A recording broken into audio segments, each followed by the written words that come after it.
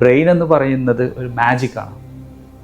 ഈ മാജിക്കിലുള്ള കാര്യങ്ങളാണ് നമ്മളിവിടെ എടുത്ത് എഴുതുന്നത്. അത് മറ്റൊരാളെ കൊണ്ട് ചെയ്യിപ്പിക്കുമ്പോൾ ഈ പറയുന്ന പ്രോസസ്സ് അറിയാത്ത ഒരാളെ കൊണ്ട് ചെയ്യിപ്പിക്കാൻ വേണ്ടിയിട്ട്, മറ്റൊരാളെ പഠിപ്പിക്കാൻ വേണ്ടിയിട്ട് എഴുതുന്ന രീതിയിൽ നമ്മളിത് എഴുതി കഴിഞ്ഞാൽ നമുക്ക് മനസ്സിലാവും നമ്മൾ എത്രത്തോളം ഡെപ്ത് ആയിട്ടുള്ള കാര്യമാണ് ചെയ്യുന്നത്. ഒരു സാധാരണ ഒരു ചെറിയ ഷോപ്പിൽ എങ്ങനെ ഒരു സിസ്റ്റം നമുക്ക് ആരും പുറത്തുനിന്ന് വരണ്ടല്ലോ, നമുക്ക് തന്നെ ക്രിയേറ്റ് ചെയ്യാവുന്നു.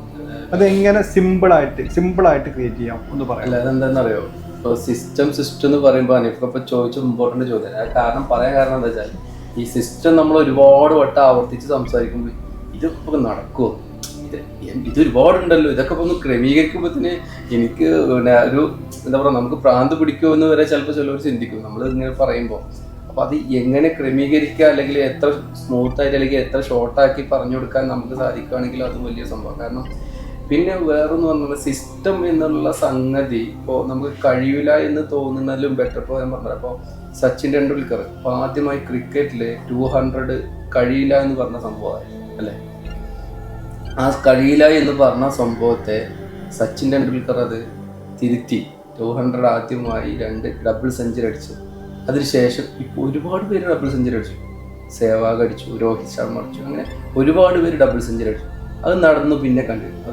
അതുപോലെ നടക്കാതെ ഇരുന്നത് നടന്നാൽ പിന്നെ അതിൻ്റെ തുടർച്ചകൾ ഉണ്ടാവുന്ന പറയുന്നത്. അതുപോലെ തന്നെയാണ് നമ്മളുടെ കമ്പനിയിലാണെങ്കിലും സിസ്റ്റം എന്ന് പറയുമ്പോൾ ഒരുപാട് സംഭവമായിട്ട് നമുക്ക് ഒരിക്കലും തോന്നേണ്ട ആവശ്യം വരുന്നില്ല. പക്ഷെ അതിനെ ക്രമീകരിച്ച് കൊണ്ടുവന്നു കഴിഞ്ഞാൽ അതും നടക്കും, അതും ഓട്ടോമാറ്റിക്കലി നടക്കും. അതിനെ നമുക്ക് ഒന്നുകൂടി എന്താ പറയുക, ചിന്തിക്കാനുള്ള, സാധാരണക്കാർക്കും ബിസിനസ്സിൽ അത് ചിന്തിക്കാനുള്ള രീതിക്ക് നമുക്ക് ആ സിസ്റ്റത്തിനെ ചുരുക്കി നമുക്ക് ചർച്ചയിലേക്ക് കൊണ്ടുവരാന്ന് കൂടെ. നമ്മൾ കഴിഞ്ഞ വീഡിയോയിൽ പറഞ്ഞു പശുവിനെ കറക്കുന്ന ഒരു സംഭവം. നമ്മൾ ഒറ്റയ്ക്ക് കറക്കുന്ന സമയത്ത് നമ്മളൊന്നും എഴുതി വെക്കാറില്ല. സിസ്റ്റം സ്റ്റാർട്ട് ചെയ്യുന്ന എഴുത്തിലൂടെയാണ്. നമ്മളൊരു ബിൽഡിംഗ് പണിയുന്നു, എന്താ നമ്മൾ ചെയ്യാറുള്ളത്? ആദ്യം എന്താ നമ്മൾ ഡിസൈൻ ചെയ്യുന്നത്? സ്കെച്ചും പ്ലാനും. ഈ സ്കെച്ചും പ്ലാനും മനസ്സിലാണോ കൊണ്ടുനടക്കുന്നത്? പേപ്പറിലോട്ട് കൊണ്ടുവരുന്നു. പേപ്പറിലോട്ട് കൊണ്ടുവരുമ്പോൾ നമുക്കത് മുകളിൽ നിന്ന് നമുക്ക് നോക്കിക്കാണാൻ കഴിയും. അപ്പം നമ്മളുടെ ഒരു ബിസിനസ്സിൽ, നമ്മളൊരു ബിസിനസ് സ്റ്റാർട്ട് ചെയ്യുമ്പോൾ, ലെറ്റ്സ് സേ ഇപ്പോൾ മൊബൈൽ ഫോൺസിൻ്റെ ബിസിനസ്സാണ്, നമ്മൾ ഒരു പ്രതീക്ഷ എന്നുള്ളത് മാത്രമല്ല, നമുക്ക് കൃത്യമായിട്ടുള്ള പ്ലാൻ വേണം. ഈ പ്ലാൻ നമ്മൾ ആദ്യം പേപ്പറിലോട്ട് പോകും. ഇത് ആരെ എക്സിക്യൂട്ട് ചെയ്യുന്നു എന്നുള്ള രണ്ടാമത്തെ വിഷയം. ആദ്യം നമ്മൾ ഈ പേപ്പറിലോട്ട് കൊണ്ടുവരണം. നമുക്ക് നോക്കിയാൽ അറിയാം, ഒരു 200 to 500 1000 പ്രോസസ്സ് നമ്മളുടെ ബ്രെയിനിലൂടെ നമ്മളിത് ചെയ്യുന്നുണ്ട് ഈ ഒരു ഷോപ്പിൽ. മനസ്സിലായല്ലേ? ബ്രോഡായിട്ട് ഡിവൈഡ് ചെയ്യുമ്പോൾ ഒരുപാടൊന്നും ഇല്ല നമ്മളുടെ ഡിപ്പാർട്ട്മെൻറ്റ്സ് എന്ന് പറയുമെങ്കിലും ഓരോ ടാസ്ക്, ഇപ്പോൾ ഉദാഹരണത്തിന് എൻ്റെ ഓഫീസ് ഷട്ടർ തുറക്കാൻ ഇത്ര മണിക്ക് വരണം. അപ്പോൾ ഷട്ടർ ഉണ്ട്, ഇതെല്ലാം ഡിസൈൻ ചെയ്തു. അതിനുശേഷം നമ്മൾ ഡിഫൈൻ ചെയ്യാണ്, ഓക്കെ നിയാസിക്കാണ് വന്നിട്ട് ഷട്ടർ ഓപ്പൺ ചെയ്യേണ്ടത്. പ്രോസസ്സ് കഴിഞ്ഞില്ല. നിയാസിക്ക് എത്ര മണിക്ക് ചെയ്തിരിക്കണം അല്ലേ? നിയാസിക്കൊക്കെ ഒരു അസുഖം എന്തെങ്കിലും ഇത് വന്നു കഴിഞ്ഞാൽ ഇതാര് ചെയ്യും? ഡിഫൈൻഡ് ആയിരിക്കണം. അത് മനഃപൂർവ്വം വരുത്തുന്നതാണെങ്കിൽ എങ്ങനെ അതിനെ മറികടക്കണം? അല്ലെങ്കിൽ പ്രയോറിറ്റി, മനഃപൂർവ്വം എന്ന് പറയുന്ന പ്രയോറിറ്റി കൊടുക്കാതെ ഡിലേ വരുന്നു. ഇന്ന് 5 മിനിറ്റ് വൈകുന്നു, നാളെ 10 മിനിറ്റ് വൈകുന്നു. ആരാണിത് നോക്കേണ്ടത്? അല്ലെങ്കിൽ ഞാൻ എവിടെയാണ് ഇത് തലയിടേണ്ടത്? അപ്പം അല്ലെങ്കിൽ ആ ഇൻഫർമേഷൻ എനിക്ക് എങ്ങനെ കിട്ടണം? ഇങ്ങനെ നോക്കുകയാണെന്നുണ്ടെങ്കിൽ മൈക്രോ പ്രോസസ്സ് ഒരുപാടുണ്ട്. ഏത് ബിസിനസ്സിൽ, ഒരു ചെറിയൊരു ഷോപ്പ് നോക്കുകയാണെങ്കിൽ പോലും 200 മുതൽക്ക് 1000 മൈക്രോ പ്രോസസ്സ്. ഇവിടെ ഇപ്പം നിങ്ങൾ പറഞ്ഞില്ലേ, ഒരു ഉദാഹരണമായിട്ട് ഇപ്പോൾ ഒരു സംഭവം ഇത് തന്നെയാണല്ലോ ഇപ്പോൾ ഓരോ ഷോപ്പിലും നടക്കുന്നത്. അതെ. പക്ഷെ ആകെ ചെയ്യേണ്ടത് എന്തുള്ളൂ എന്നറിയാം, സിസ്റ്റത്തിലേക്ക് വരാം, ഇതൊരു പേപ്പറിലേക്ക് എഴുതുക. എക്സാക്ട്ലി, നമ്മൾ റെഡിയാണ്. അതെ, ഇവിടെയാണ് എഴുതുക. ഇപ്പൊ ഇതേ സംഭവം, ഇപ്പൊ ആ ഒരു ഷോപ്പ് ചിലപ്പോൾ ആണെങ്കിൽ കൃത്യമായി തുറക്കുന്നില്ല, അല്ലെങ്കിൽ അതിന് പകരക്കാരനൊക്കെ അവിടെ ഉണ്ട് ആ ഷോപ്പിൽ. ഇപ്പോൾ ആൾ വന്നില്ലെങ്കിൽ മറ്റൊരാൾ തുറക്കാണ്ട് വൈകി കഴിഞ്ഞാൽ അപ്പോൾ ആൾക്ക്. പക്ഷെ ഇതൊന്നും ആരും ഒരു പേപ്പറിലേക്ക് എഴുതാറില്ല. അവിടെ അങ്ങനെ അപ്പോഴാണ് ചില സമയത്ത് ഹറിബറികൾ നമുക്ക് വരുന്നത്. പേപ്പറിൽ ഉണ്ടായിരുന്നുവെങ്കിൽ നമുക്ക് ഹറിബറി വരില്ല, കാരണം ആൾ എത്തിയില്ലെങ്കിൽ ഇന്നാൾ വരും. ആൾ വൈകിട്ടുണ്ടെങ്കിൽ ആൾക്കുള്ള അതിനുള്ള എന്താണോ പണിഷ്മെന്റ് അത് കൊടുക്കാനുള്ള അതോറിറ്റി വേറെ ഉണ്ട്. ഇതൊക്കെ കൃത്യമായി ഡിഫൈൻ ചെയ്ത് എഴുതി വെച്ചിട്ടുണ്ടെങ്കിൽ നമുക്ക് അവിടെ ടെൻഷൻസ് ഇല്ല.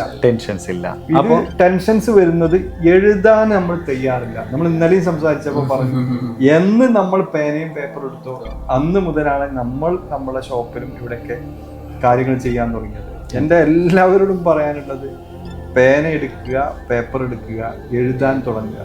ചെറിയൊരു സംഭവം, ഒരു ഷോപ്പിനകത്ത് ഒരു വാറണ്ടിക്ക് ഒരു ചെറിയൊരു ഹാൻഡ് ഫ്രീ, അത് ഇങ്ങോട്ട് വന്ന് അത് അവിടെ വെച്ച് അത് എങ്ങനെയാണ് അത് വാറണ്ടിക്ക് വന്ന സാധനമാണെങ്കിൽ എങ്ങനെ തിരിച്ചു കൊടുക്കണം?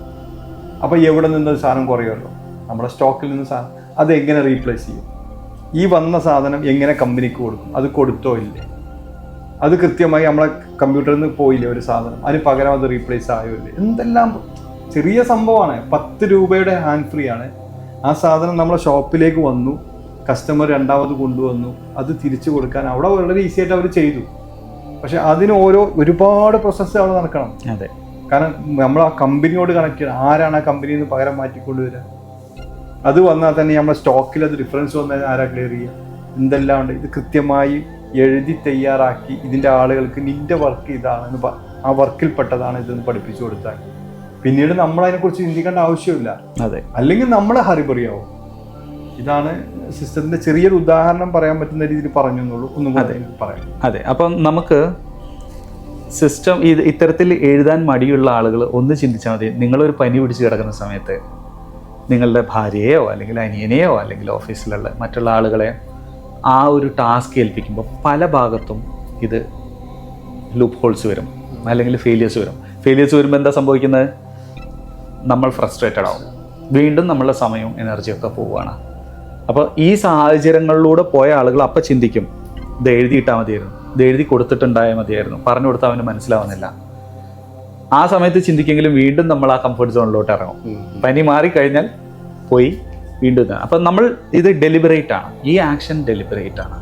ഈ ആക്ഷൻ ഡെലിബറേറ്റ് ആയിട്ട് നമ്മൾ ചെയ്തു കഴിഞ്ഞാൽ നമ്മളില്ലെങ്കിലും മറ്റൊരാൾക്ക് ഇത് ടേക്ക് ഓവർ ചെയ്യാൻ പറ്റും. ഈ ആക്ടിവിറ്റീസ് അതിന് കമ്പ്യൂട്ടർ വൽക്കരിക്കണം ഇതൊന്നുമല്ല പറയുന്നത്, ആക്ഷൻസ് എടുക്കുക എന്നുള്ളതാണ്. പിന്നീട് നമ്മൾ പോലും ആ സിസ്റ്റത്തിനനുസരിച്ചിട്ടായിരിക്കണം നമ്മളുടെ കാര്യങ്ങൾ ചെയ്യേണ്ടത്. അതിൽ പറഞ്ഞിട്ടുണ്ട് എങ്ങനെയാണ്. ഇനി അത് കറക്റ്റ് അല്ലെങ്കിൽ അത് തിരുത്തണം. കാരണം ഇതാണ് മറ്റുള്ളവരുടെ ബൈബിൾ. നമ്മൾ ഈ എഴുതിയിരിക്കുന്ന ഈ സ്കെച്ചും പ്ലാനുമാണ് മറ്റുള്ളവരുടെ ബൈബിൾ. അത് പറയുമ്പോഴാണ് എനിക്കൊന്നുമില്ല, നമ്മൾ സിസ്റ്റം എന്ന് പറഞ്ഞാൽ അതെന്തോ പൊട്ടിക്കാൻ പാടില്ലാത്ത എന്തോ ഒരു സംഭവമാണെന്നാണ് എല്ലാവരും വിചാരിച്ചിട്ടുള്ളത്. ഈ കാര്യങ്ങൾ ചെയ്യാൻ ഏറ്റവും എളുപ്പമാർഗം എന്ത്? അതിലേക്ക് എത്തിക്കാനാണല്ലോ സിസ്റ്റം. അതെ, അതായത് ഇത് എഴുതി വെച്ചു, ഇനി ഇത് മാറൂല, അതെന്തോ സംഭവമാണ്, മാറ്റാനേ പറ്റില്ല, അതെ അങ്ങനെ പിന്നെ പോകാവൂ.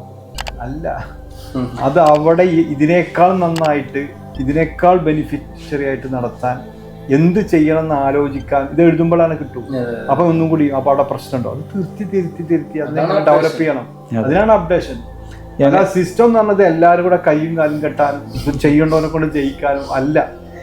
ഇത് നല്ല രസകരമായിട്ടുള്ള പ്രോസസ്സാണ് ഇത് എഴുതുക എന്ന് പറയുന്നത്. കാരണം അത്രയും ഡെപ്തായിട്ട് നമ്മൾ ശരിക്കും അതിശയിച്ചു പോകും. ഇത്രത്തോളം പ്രോസസ്സ്, ഇത്രത്തോളം മൈക്രോ പ്രോസസ്സ് ഇതിന്. ഇപ്പം എൻ്റെ ബിസിനസ്സിൽ, IT ബിസിനസ്സിൽ ഏറ്റവും സിംപ്ലസ്റ്റ് പ്രോസസ്സാണ് ഒരു ഡൊമൈൻ രജിസ്റ്റർ ചെയ്യുക. നിങ്ങൾക്കിപ്പോൾ ഒരു വെബ്സൈറ്റ് ഉണ്ടാക്കണം അല്ലെങ്കിൽ എന്തെങ്കിലും ഇത്തരത്തിലൊരു ആപ്ലിക്കേഷൻ, ഒരു ഡൊമൈൻ രജിസ്റ്റർ ചെയ്യണം.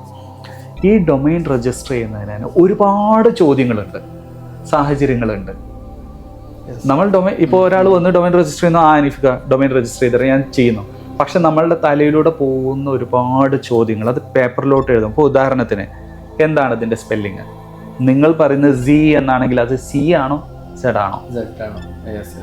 മനസ്സിലായില്ലേ? തെറ്റ് വരാം. അപ്പോൾ അത് എഴുതിയിട്ടാണോ വാങ്ങിച്ചിരിക്കുന്നത്? ഓക്കെ, നിങ്ങൾ എൻ്റെ എക്സിസ്റ്റിംഗ് കസ്റ്റമറാണോ അതോ പുതിയ കസ്റ്റമറാണോ? നിങ്ങൾ പുതിയ കസ്റ്റമർ ആണെന്നുണ്ടെങ്കിൽ നിങ്ങളുടെ മറ്റെവിടെയെങ്കിലും നിങ്ങൾക്കൊരു അക്കൗണ്ട് ഉണ്ടോ? മനസ്സിലായില്ലേ? നിങ്ങളുടെ അഡ്രസ്സ് എന്താണ് കൊടുക്കുന്നത്? ഈ അഡ്രസ്സ് പ്രൈവസി ഓൺ ചെയ്യണോ ഓഫ് ചെയ്യേണ്ടയോ?